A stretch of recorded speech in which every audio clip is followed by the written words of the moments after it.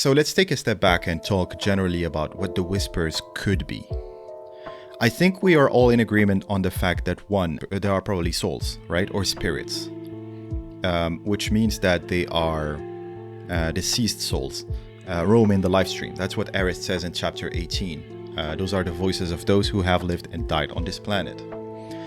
What Lifestream Black, Lifestream White tells us is souls and spirits can be tainted or corrupted in a way.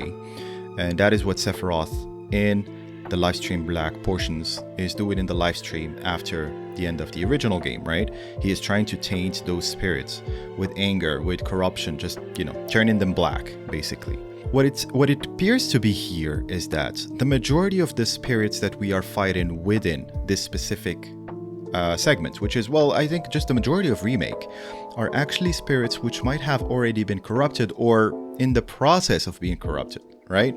Let's not even think about what Beagle is and what the Beagle world is and all this kind of stuff. Let's just talk about the Whispers again.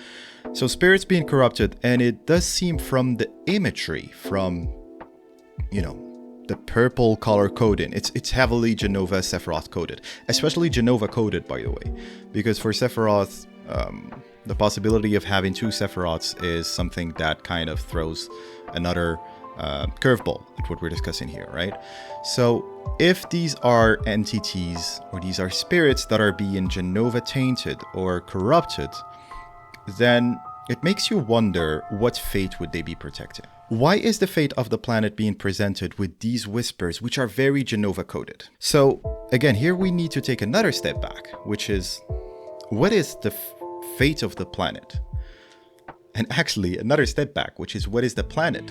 What is the life stream, right? So if the life stream is made up of memories of everything that has ever lived on the planet and returns to it, let's not even talk about future visions. If today the life stream is made up of memories of all of those who have lived on the planet up to that point, then the planet doesn't know what the fate is. The souls and the memories they have and the dreams and the knowledge of the spirits which are possibly stuck within the life stream is what dictates the fate of the planet. What if those spirits are now corrupted by JENOVA? What fate would the planet think is the right fate? You saw the flowers dying in the intro. We saw, well, basically a world that is dying, a planet that is dying. Sephiroth comes and tells Cloud and all this kind of stuff. You have Shinra using all the Mako. And eventually you have this corruption in the background. Then does changing fate become a problem? Is changing fate a problem now?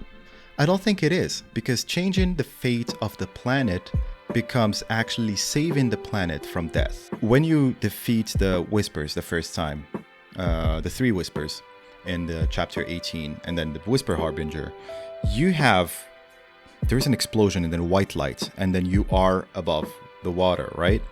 And so it's almost as if you purified that space, whatever it is, from the darkness that was choking it, right? So those are the corrupted spirits controlled by JENOVA that were kind of taking over the life stream. What happened when you beat that representation is that it essentially removed that whole layer, and now you had a bit more of a open space, let's say. And so you could basically summarize it to JENOVA, the Harbinger, the Whispers, representations of the future of the planet of Cloud, personally, were infesting that specific space, and then we killed them, and it's now a bit more open. Sephiroth is still there, and you still had to kill him, which is when the big explosion happens, which is now when dreams can happen. So dreams were kind of shut down because of the corruption, right? But then once that big explosion happened, you had the possibility of dreams being opened. And so that is why you have the Zack Terrier dream world. That is why you now have all of these deviations. Can we then go back and apply the same logic to the original game? And this might be a stretch, but can we actually say that the fate of the planet in the original game was death, was to fade?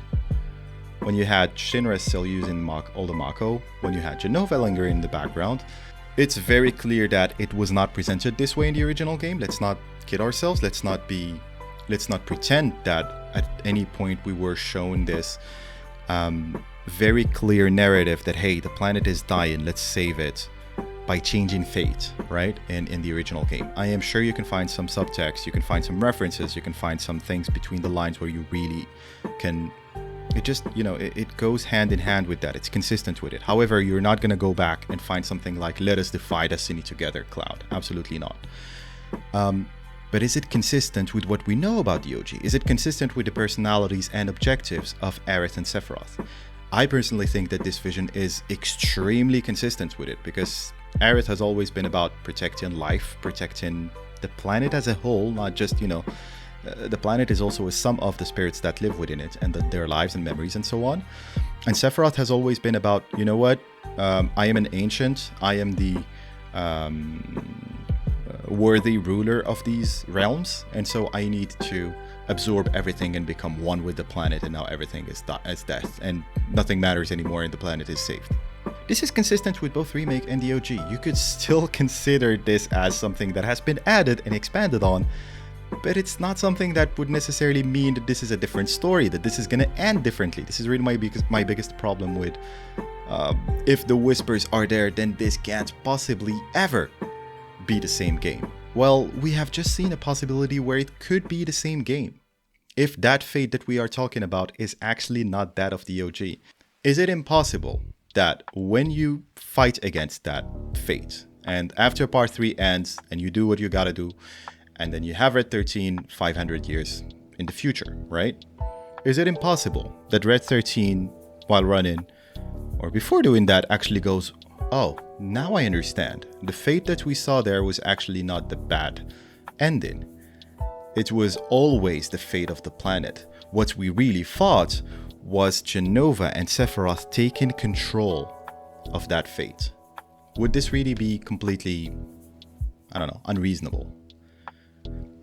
I guess, you know, it really depends on where you stand today. So if your stance today is, no, the story clearly told us we are changing AC because it's a bad ending, then you're never gonna find anything that satisfies you, because the story is never gonna tell you that and pay it off in part 3. I think we have seen enough evidence from them that, hey, this is not gonna end wildly differently, right? If your stance is more like, okay, there are things that could work which were not there in the original, let's not lie to ourselves, but at the same time are thematically consistent and do not bring in, you know, a fundamental contradiction within the story itself, then you could be open to that and say, okay, this makes sense, and they could still resolve it that way. Does this work or not, right? It's a possibility.